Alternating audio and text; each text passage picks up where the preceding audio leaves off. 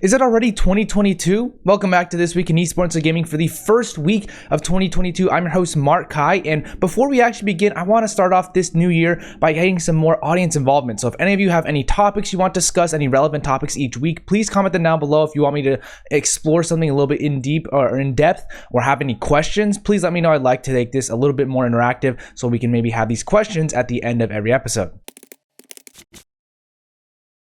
For our first top 3 story, G2 Esports, they've expanded into music. So if you didn't see what they did, they released a song on YouTube as well as Spotify and Twitter. It's called Our Way, which is actually a pretty cool music video. It has some prominent metal artists because it's like a hard rock metal song, which is cool for me. It got pretty good reception on Twitter, 25k likes and over 1 million views on YouTube. They announced the song released through their new record label, and it also featured their founder who actually enjoys this genre of music. So to me, this is a great thing. Lots of artists are investing in becoming part of esports orgs, but if you have released their own actual songs themselves, at least on the esports org side, we see Riot Games, they make their world song every year. They make their KDA and other songs as well with their own bands, but I'm glad to see esports orgs doing it themselves. I think it's also a great marketing tactic because if these songs become popular, they pop off in the mainstream, those orgs will get a little bit of a kickback and maybe more fans specifically to that org because they know that song that's associated with that organization. I think it's a great way to differentiate if you're an esports org, so we'll see if more orgs do it, but for now, I think it was a cool move on G2's part. Team Vitality partnered with blockchain network Tezos, and they also raised 50 million euros in a talent investment. So Tezos will become the main technical partner of Team Vitality for the next 3 years, which is awesome. And they said that they're going to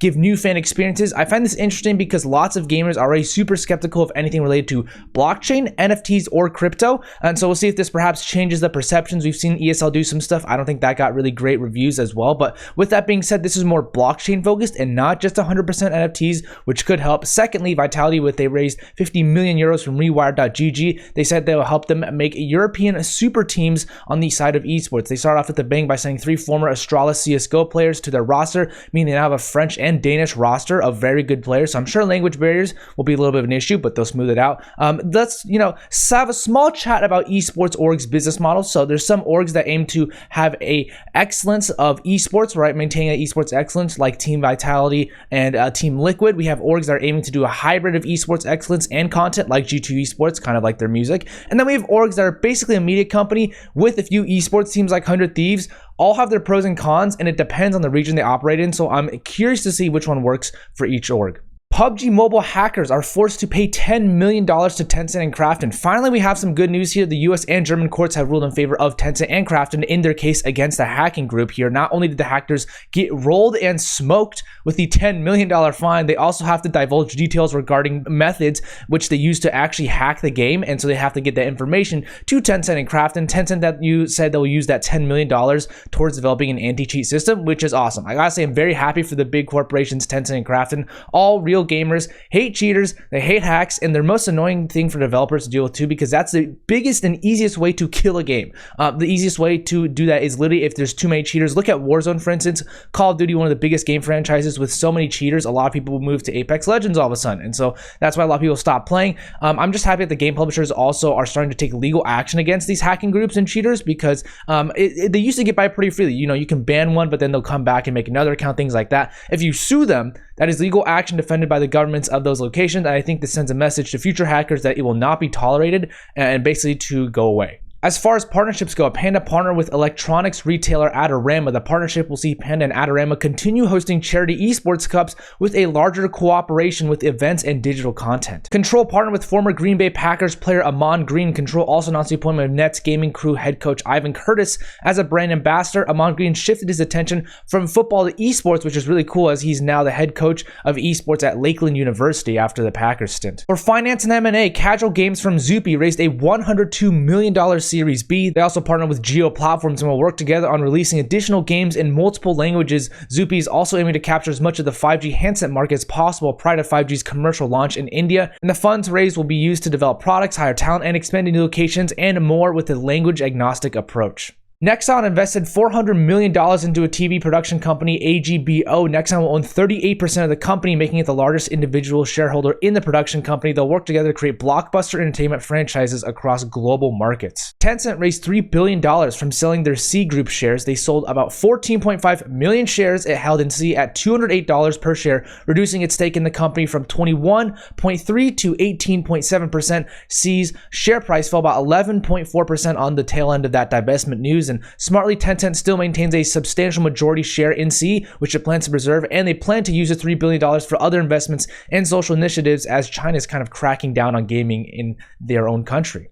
As far as workforce changes go, Dominic Callis joins TSM as the VP of Esports. Dominic will oversee various aspects of TSM's 20 esports teams, including staffing and management support as well. Alongside its esports teams, he will also manage TSM's content creation roster, which we've known they have a couple of fluxes there with Myth leaving as well as some of the other esports pros leaving. Dominic was previously at Gen G, where he helped the org's expansion into new regions, as well as their all-female Fortnite team. Michael Schwartz joins OG Esports as the head of esports. Mike will be leading OG Esports competitive department as well as ensuring the athletes' needs are met. He has an experienced esports background with 10 years at CLG and Immortals in the past, working with their esports teams. Tom Hearn joins Tidal Gaming as the COO. Tom will also become a board member for Tidal and will host upcoming earnings calls for investors in January to discuss Tidal Gaming's strategy and vision for the future. Tom was previously the CFO for The Score, so a finance background will be very helpful with growth and scaling.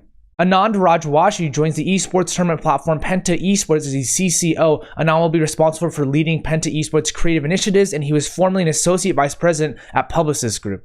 Javier Miranda joins Warner Media as an esports coordinator. He was formerly a FIFA pro for Mad Lions and has worked in the gaming and esports industry as well before in marketing and influencer roles. Kaglar 𝗍𝗶 joins Xbox as the CEO. Kaglar spent the past decade at Good Game Studios, most recently serving as the director of App Store Relations and Partnerships and Corporate Development as well. He joins a family-run company as Xbox's former CEO Alper 𝗍𝗶 will now be the COO. Chris Hanna joins Epix Collectibles as the VP of Business Development. His role at the company will include supporting the company's growth, and Chris will remain with the Esports Observer and its parent company as a consultant. Congrats, Chris, for doing some awesome stuff with the Esports Observer, and best of luck in the future. James Wooler joins Blast as the head of commercial solutions. James was previously at FIFA as a senior project planning and integration manager. In his new role, he'll be increasing Blast's offering by delivering global events, hosting city partnerships, and his new commercial possibilities for its leagues and products. As far as new stuff goes, China's licensing freeze has shut down about 14,000 game studios in the country. According to the South China Morning Post, the NPPA has not published a list of approved new games since July of 2021, which is quite a while ago. China really does not seem to be in the mood for gaming or gamers in general, because this comes after they prohibited kids from gaming heavily earlier in 2021. Samsung revealed their smart TV gaming hub that will allow users to discover and stream video games on some new TV models without the need for a console. It teamed up with NVIDIA and Google Stadia to launch a platform with more partnerships to come in the future.